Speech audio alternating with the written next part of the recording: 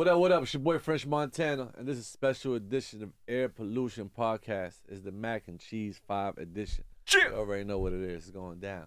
Yeah. World famous DJ Clue. SO. Air pollution.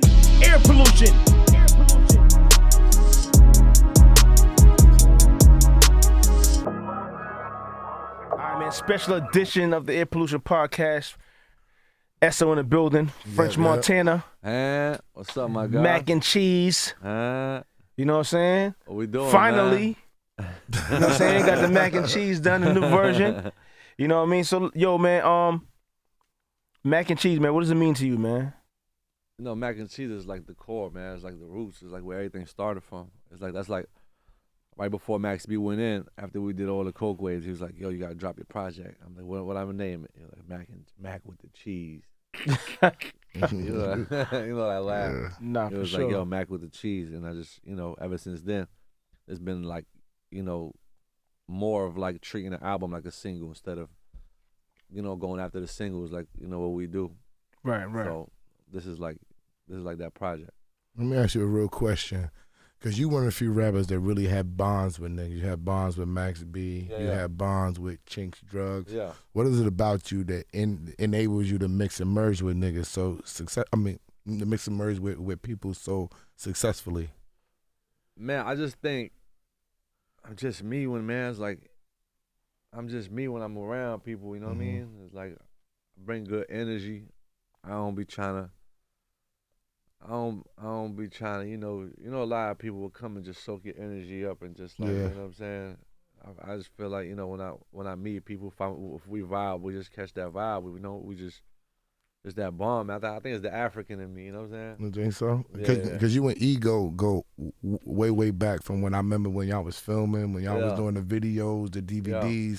I remember me and Rockwilder, we would be up there. I think Rock was like Rock was up there a whole lot of times, like 4 or 5 times and stuff that. But even back then, your bond with E was even kind of different. And then when you blew up, you still had E with you and silent. You know what I'm saying? Hell yeah. Is that a Bronx thing, you think? It's a Bronx thing. It's an African thing. You know what I'm saying? And it's just, a team. You know what I'm saying? When you put a team together, you need a bunch of solid dudes, just like how Clue got chat with him. You know what I mean? Just like you just need you pick the team you want to go to war with. Gotcha. You know what I mean? That's how it is where we come from. You find the people that's, your 300. Nah, for sure. Yeah. Now, yo, your relationship with Kanye, man, when you see him go through them type of situations where the world trying to cancel him and that's your man, like, what kind of pep talk do you give him? I don't give nobody pep talk. That's just me, man. You stay out the way? Yeah, I stay out the way, and I just, you know what I'm saying? I don't volunteer my opinion on things I don't have enough information on. Right. You know what I'm saying? I learned that as mistakes, you know what I'm saying? Like, if I don't know enough about a situation, if I'm not keeping up with what's going on, I just stay out the way, you know what I mean? But, you get shot at, or you know what I'm saying? It's like some real shit going on. I'm like, yo, what the fuck you doing? Right. If it's like some, some shit I don't have no information on, I don't even know what to call and say. Because I don't be following, you know what I'm saying? I feel like you've been very good at avoiding situations and conflict, man. Yeah. You know what I'm saying? Other than the light situation down in Florida, you know what I'm saying? Other than that, man. Yeah. You know what I'm saying? I'm sure that situation was, being from the hood, like once that happens, like, back in days and it happens, once you get successful, it's like an eye opener, like keep you on point. Yeah, definitely. I mean, that joint is like it's an open case, so I can't really speak on it like that, but it just shows you that you in a much grittier game than the streets. Right. It just shows you that, you're just you're like a famous target. For sure. You know what I'm saying? Cause you've been shot before, so you know all about. You just become a famous target. It's like, of who course. can hit this target? You know what I'm saying? It's right. like, I never been through things in life where I get shot at, then I get sued by the people I got shot at with. That's crazy. You know what I'm saying? Right. Getting shot at is enough traumatizing as it is. But to get shot at, you make it out, then you trying to go back out there like, yo, people that you got shot at with, people that was with me that ran are suing me. Like I was the nigga that had the gun shooting at them. That's crazy.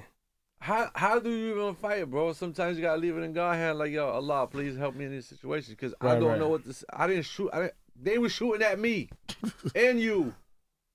You know what That's I'm saying? wild. You don't even know, you know. So it's like it's traumatizing. You know what I'm saying? It's traumatizing, and just like, you know, it's hip hop. You know what I'm saying? It's hip hop, and it can happen to anybody. They killed Kennedy, like, you know what I'm saying, the president. Right. You know what I mean? It's like, it's just when it's your time, it's just your time. You know what I'm saying? People could always try to give you advice, this and that.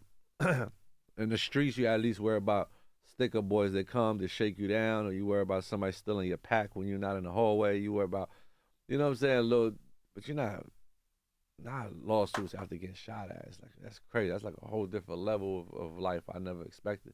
Right. But most is given, most is tested, you know? When you was in the Bronx and you was dreaming about this, did you ever think that you was gonna honestly make it this far? Nah. With music? Nah. Making music, I was always like, wow, like, let me just like be famous. Like, let me go to the next block and somebody be like, yo, that's homie that can rap. Like, right. I wasn't thinking like 3 platinum albums, diamond singles, and this. Nah. But I guess, you know, when hard work just meet like passion and just meet like, just gotta love what you do. Like, when you love what you do, like how Clue loved DJing, he got a fucking platinum albums of DJ. Like, niggas don't get that from DJing. Like, you know what I'm saying? And a bunch of platinum fucking mixtapes is like, people don't get that. You gotta be passionate. They've been doing this shit before I started and still doing it. And look, nigga happy doing it. Nigga over there smiling. Yo, let me ask you a question. What was the one moment that changed French Montana, man? One moment that changed me was me, after my father left, went back to Africa. My mother wasn't speaking no English. She was on welfare and she was working at this chicken spot. And I was just trying to, you know, my father left, my mother became like my wife, and my two brothers became like my kids. So I became like the man of the house. I'm like 19, 20, you know what I'm saying? So right. I'm still trying to figure shit out, because I just came from Africa too, like 5 years before, and I picked the hardest profession, which is rap. And it was just like one thing after another. One day I just went to my mother's job, and I went to the back. I went to go see her, and she was just praying, making salat on the rug, and she was crying. And that was the moment. That's when she clicked in. I was like, yo, I gotta be on go time now. Yeah. But back then it was just like, if I was to hustle, get caught with anything, I would get deported. Right. So my mother stayed and my father left. If I get caught, I get deported. So what did she stay for? That's a fact. You know what I'm saying? So the defeated the purpose. She would just have to go back. Yeah. So basically, I couldn't go to school because I couldn't get a scholarship. I was an immigrant. I was an alien, basically. So I couldn't get a job. And it was just like, either you're gonna hustle or you're gonna go back to Africa. And that's how my life started in America. When Pop That was getting ready to come out, yeah, I'm sure you was super hype, man, to have that type of record. Yeah. Cause I think Duro mixed that record. So when I heard about it, and he was at my crib, he had to pull the file up. Yeah. And I heard about it, I'm like, oh, this gonna go. Yeah. I'm like, this right here gonna be a game changer. Like, you know what I'm saying? Like, I just heard like a little snippet of it. I'm like, this is gonna be a game changer right here for French. I'm like, yo, can you believe Puff heard that record and he was like, yo, this is a mixtape record, just throw it out. I got I had to look at the phone like this. Nah. What are you up to, my nigga? You trying to take this record from me? Here we go. I got a question on a whole lighter note. How the hell did you survive the Kardashians? Man, they're not bad people, bro. They're not. But it seems like it's hard for niggas to once they're involved with them and spin off, they go by the wayside. But you didn't. Honestly, bro, is powerful women, bro. I don't think I don't think it's a Kardashian thing because they ain't show me nothing but love, and I still see them. They're my neighbors. Like next door is like I just saw Chloe the other day. I see Kim all the time. Mm-hmm. Kim was trying to get Max B out. Me and her was talking. Hell yeah, she found out what his case was, but I think it's just a powerful thing. It's like imagine you somebody and you just get with like somebody that's powerful when you pull that thing. Some people just can't survive it. That's what I think it is. Gotcha. You know what I mean? Like I was a hustler on my own. Mm-hmm. You know what I'm saying? I feel like I was gonna do good regardless. Cause he's from New York, man. It was different. I mean, but it's a lot of before New York, I came from Africa. Yeah, but it's a lot of dudes that still can't handle that pressure though. Like, let's keep it real. Like, you finessed the moment. I honestly, I was just having fun with life. Even with Pop That, I was just having fun. Like I was drunk throughout the moment. I remember going to the fucking to the video shoot and Drake there, Rihanna there, Wayne there, Ross, and I'm just drunk like throughout the moment, just like I had just came from Shot Caller and Stay Scheming dropped after that, and Pop That was about to hit, and it was just like a moment, you know what I'm saying? And, right. and that was around the time when I was in LA, so I was already like, you know what I'm saying? Like I was rocking, and me. When I go to Hollywood, I came from the Bronx. I know what it is. I'm having fun. You know what I'm saying? So when I go out there, I have my fun. I do overwhelmed in a good way. Yeah, I'm having my fun. You know King Sniper out there. I'm of course. King Sniper on top of the Hollywood sign. I'm having my fun.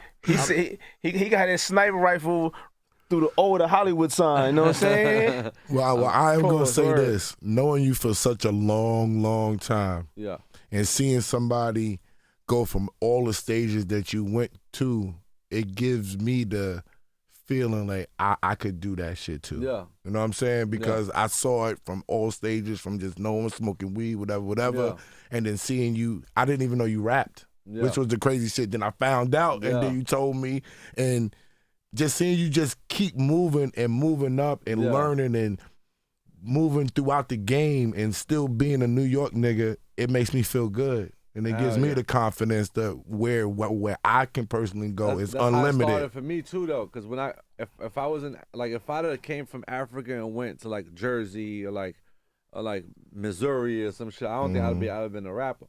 I think it happened for me because when I came from Africa, I went to the Bronx, and on my block, my man used to box. His name was Booby the Boxer, and Big Pun used to pull up on us. And Big Pun had this gray Benz where he had his own custom seat. He had like the passenger seat. He had a custom. It was bigger. Yeah, because he had gained some weight. Yeah. And he would just hop out and play as the Capital Punishment. I remember playing us a version with songs that he never put on Capital Punishment. And I used to be like, yo, that's Pun. Then you know what I'm saying. Then you would go down the street. You go by Gun Hill. Like, yo, Slick Rick. So it was like that for me. You know what I'm saying? So like, yo, I could just really tap in. It was like I came to a museum, like a hip hop museum. Yeah. It was just like, and if I didn't see that with my own eyes, I only do what I see. You know what I'm saying? So it was like that I could believe it. Now, what do you think it is about the Bronx that makes you want to rep the way you rep, though, man? Bro, making it out the Bronx is like, you know the kid in Avatar, the first movie? you know they threw the nigga in that jungle?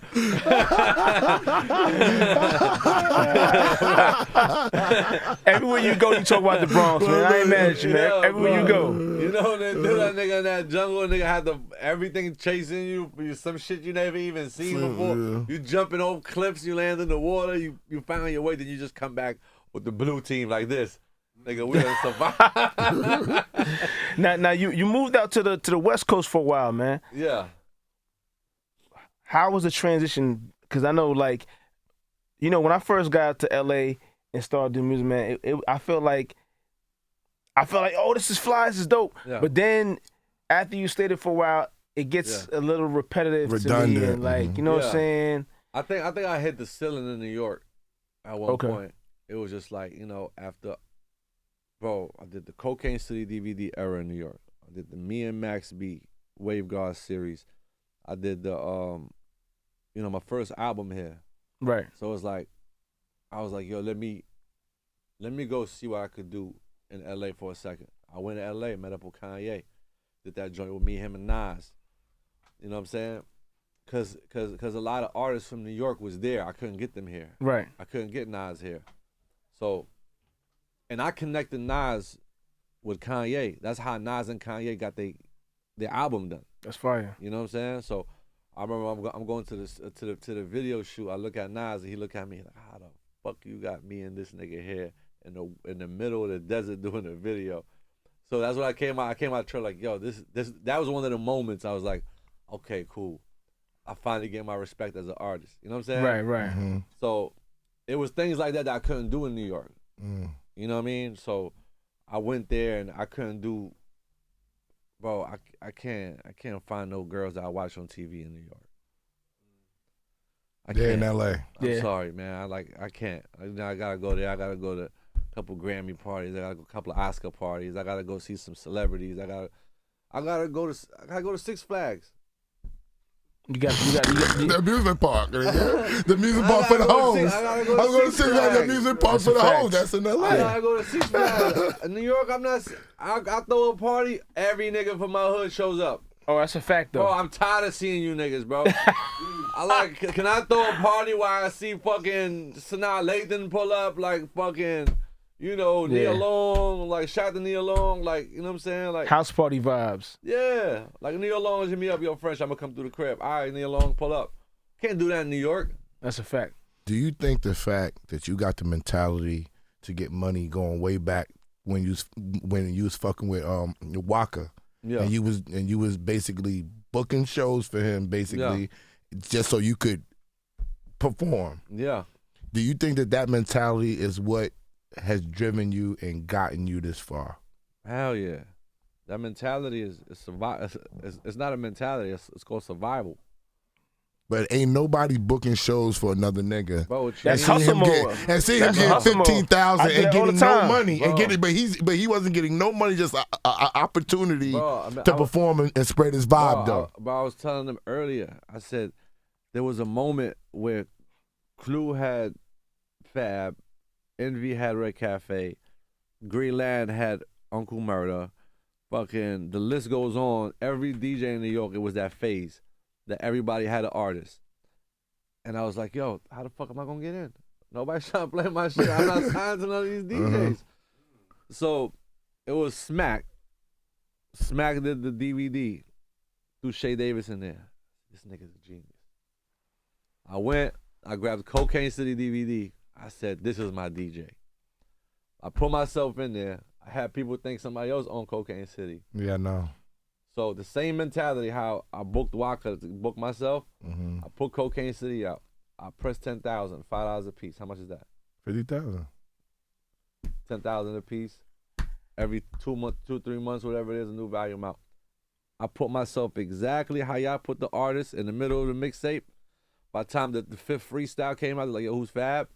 By the time the fifth Cocaine City came out, there was like, who's French Montana? Akon sent me a deal. And the fake watch. So I was getting. That was the fake watches later. So I was getting paid from the Cocaine Cities and putting myself in there. When I asked Smack how much to get in there, like $25,000. How the fuck am I gonna pay him $25,000 every DVD? I went and started getting paid from the DVDs and putting myself in the middle. So that's how my mentality was from the beginning. So that was just different ways that I do it. All right, man. Special edition of the Air Pollution Podcast. Yeah. The mac and cheese edition. Yeah. French Montana's out right now. Make sure you cop that joint, man. He got Lil Wayne on there. He got Kanye on there a couple times. He got Rick Ross on there. He got Lil Durk on there. Who I'm missing? Well, I heard the best record is called Dirty Bronx, Lil nigga. Baby. Yeah. I heard that. I tried to tell Clue in his ear. I heard the best record is Dirty Bronx, nigga, up there. You know what I'm saying? He's acting soon. Yeah. He's acting soon. Don't worry about that. He got that on deck. Nah, we on that. We on that. We out of here. Air pollution. Air pollution.